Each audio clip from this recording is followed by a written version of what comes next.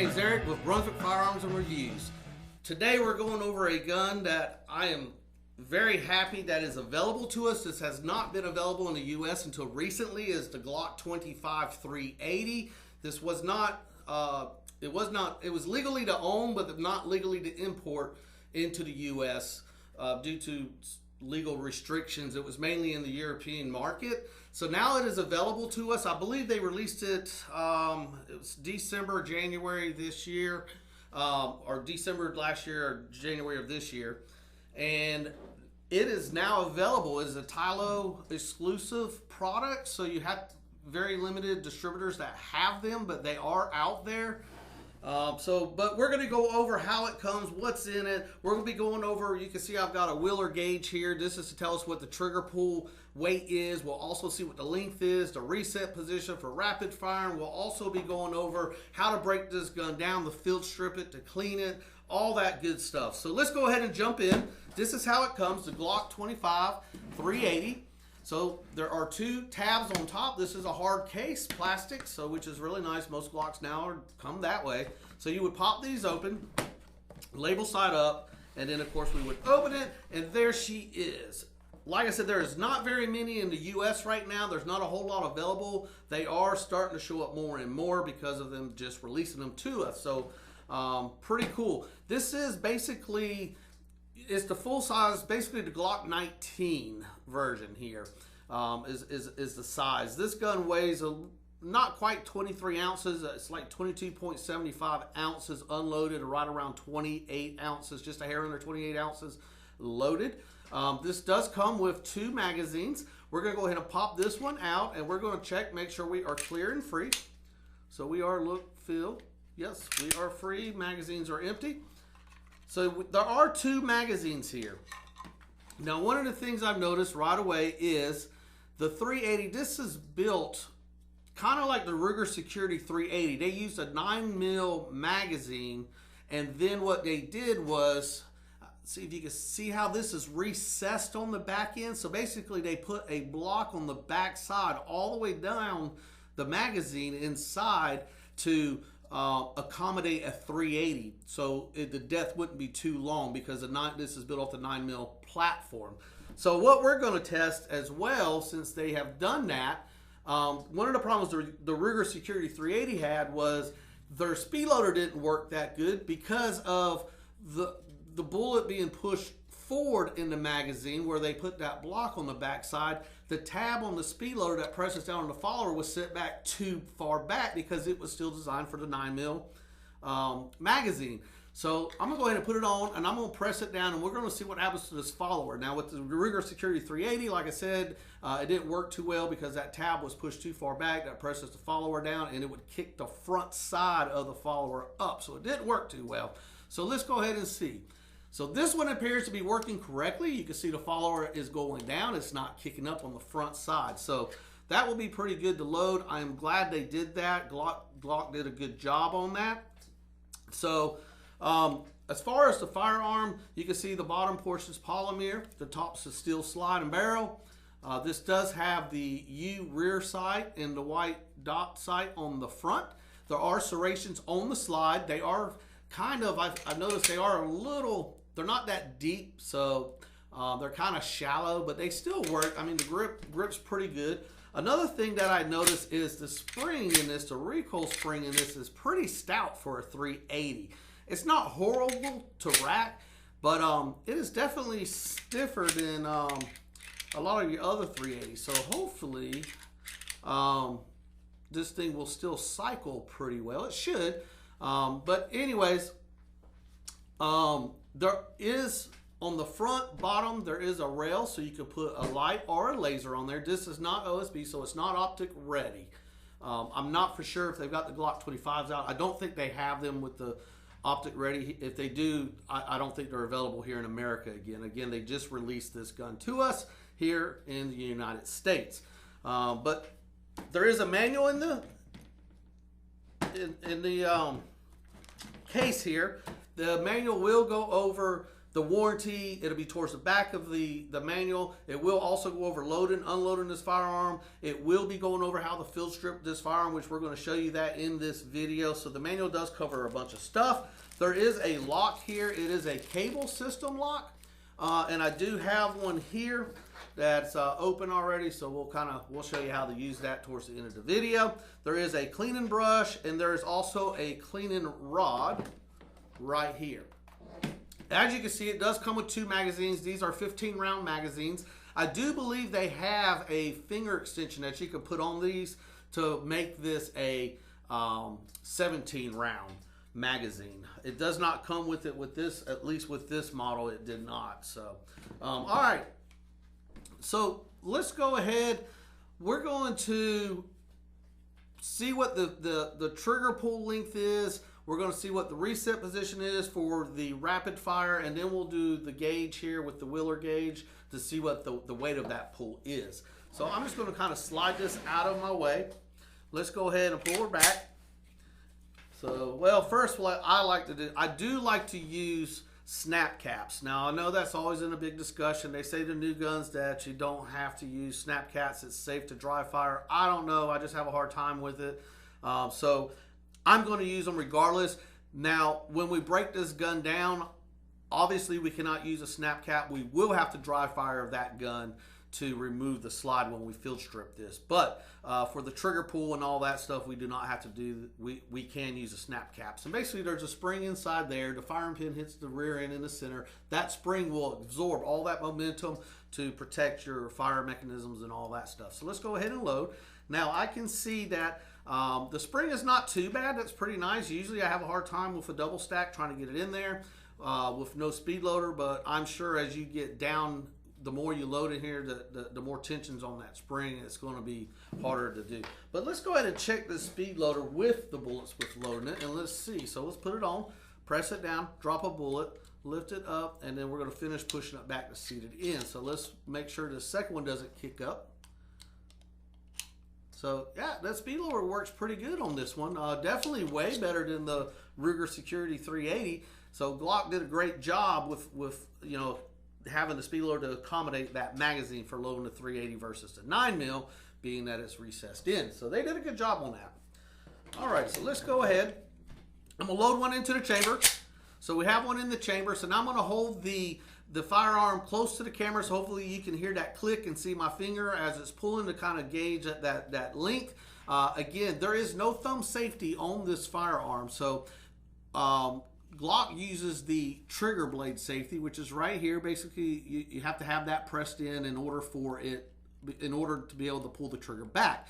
Now, this blade actually is very, usually there's a little bit more length in it. It's actually a really short trigger blade. There's hardly anything there, so that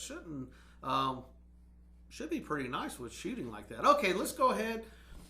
There is also, I'll point out, there is pretty good depth or, you know, overall area here for your finger. So if you had a glove on, I believe you would be okay with this firearm. It looks like there's enough there.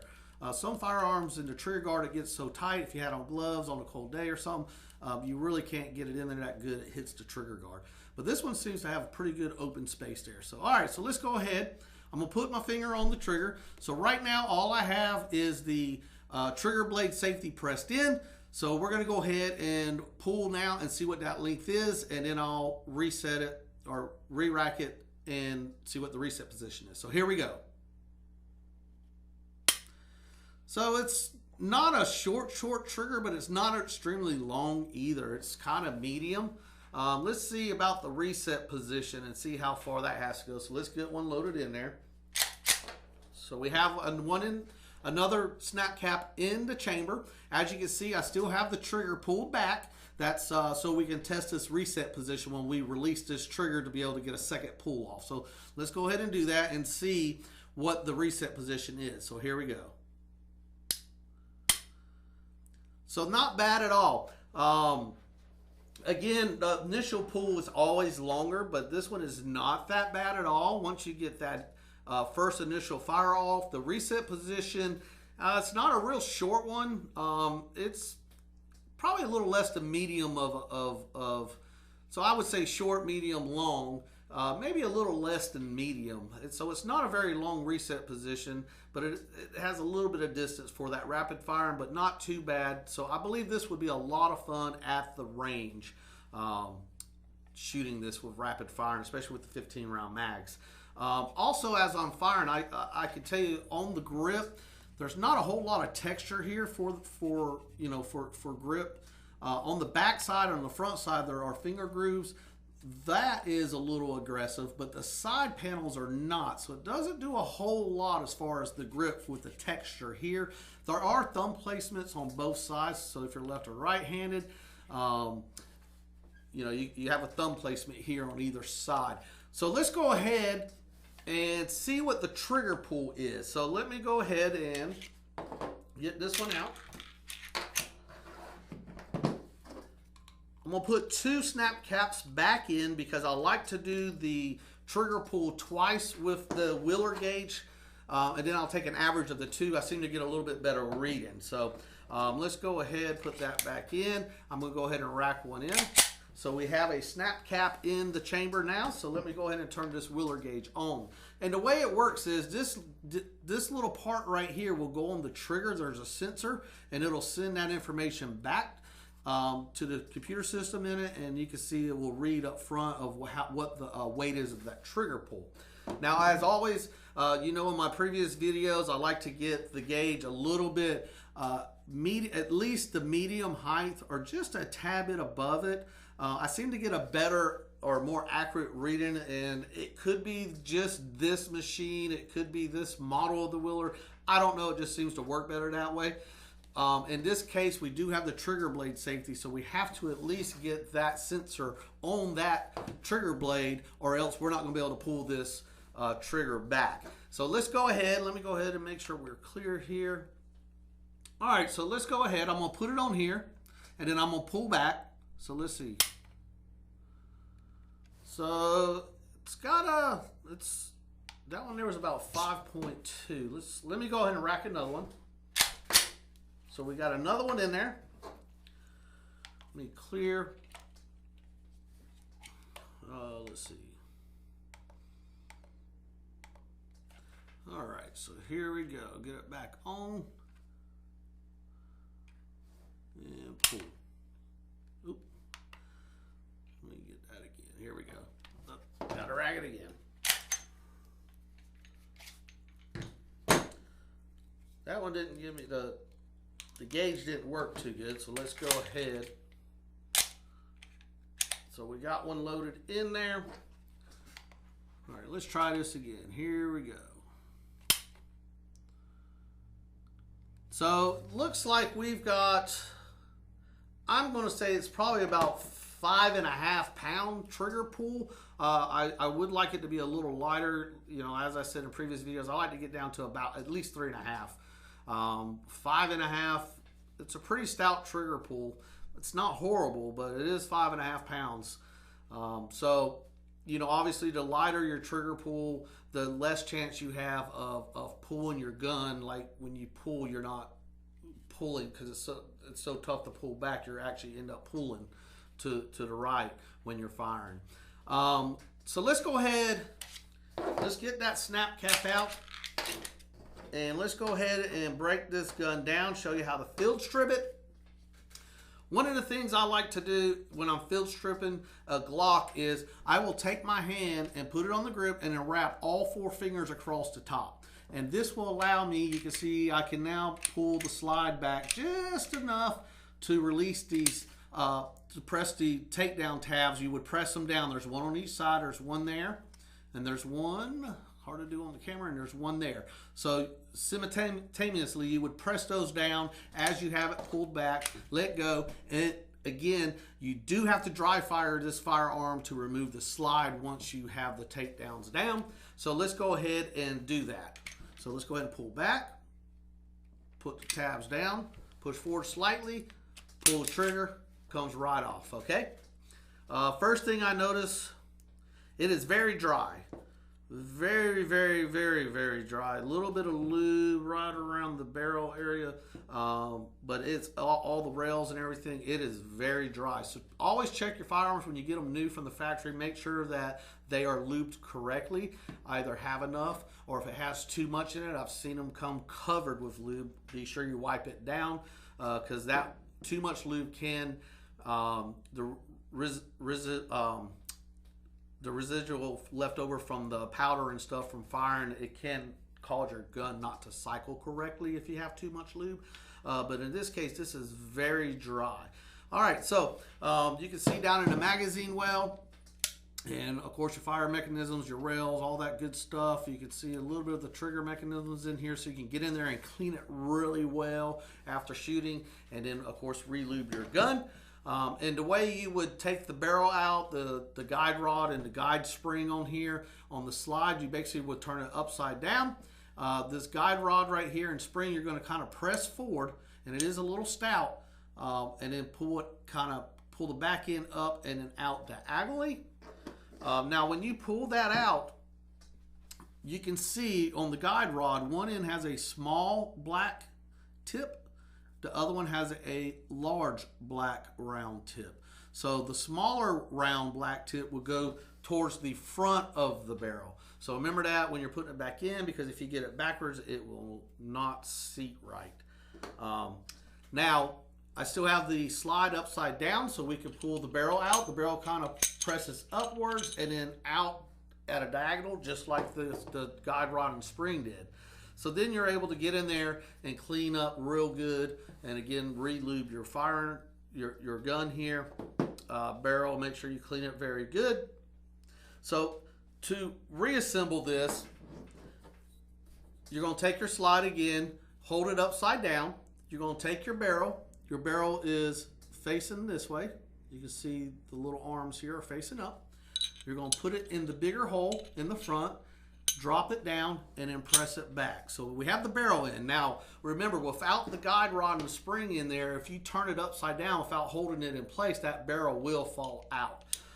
So, you know, don't turn it upright until you get this guide rod and spring in. Again, the small black circle, you can see the bigger one again, smaller one on the front. It will go into this hole, the top hole here. I say top hole, but slides upside down, making it the top one at this point. And then once you get it there, you're going to press forward just like that until it seats down, and it should be pretty flush like that. Now you can turn your slide back up. The barrel will not fall out because the guide rod and spring is holding it into place.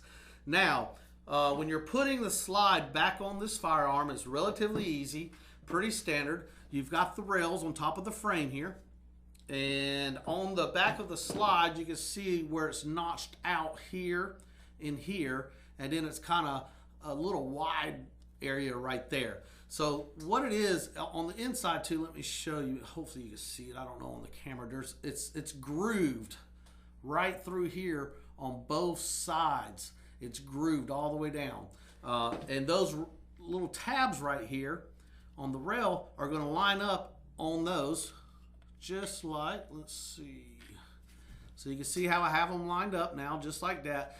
It'll come back. Now this little guy right here, you have to eyeball it because you've got to get it to line up in that little notched out area. So if this wiggles just enough when you're putting it back that sometimes it don't line up, and this will peg the back of your slide here. So we're just going to kind of eyeball that. As you can see, I got it going in it now, and then we're just going to go ahead and push on back, and we are going to dry fire at this point. And yes, we are back in business, so this firearm would be ready to go again. So, again, the locking system is a cable lock, and the way that works is you would press back, put your slide lock in place. The slide lock is on the left-hand side of this firearm. So that's where you put that in place. Once you have it open and locked, you just take the cable, drop it down, and then you would lock it, and that would prevent this firearm from being able to be used. So that's how that cable system works.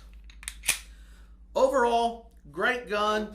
The weight of the trigger pull, again, to me is a little much, 5.5 pounds. Again, I'd like to get it down to 3.5. You can replace triggers on these Glocks and get a lighter trigger pull. Trigger pull length, reset position, not terribly long, a little less than medium. Again, if you had a spectrum of short, medium, long, it'd be a little bit less than the medium of that scale. So not too bad. Again, the magazine release, I don't think I showed you, is on the left hand side right here. So you would just hit it with your thumb, it would fall out. So overall, great gun. I do like the way they did the speed loader and corrected the issue where they reset or basically changed the length of the depth of the magazine, and this speed loader does work. So that's a great advantage there. Again, it is full size, so it's not a very small gun. It is the size of a Glock 19. But overall, I like the gun. I hope you got some information out of this video. If you did get some good information out of this video, be sure to subscribe, like, and share this video. That is what keeps our channel going. Feel free to comment if you have any questions, or you can private message me as well if you have any questions about this firearm that is now available in the USA, the Glock 25 380.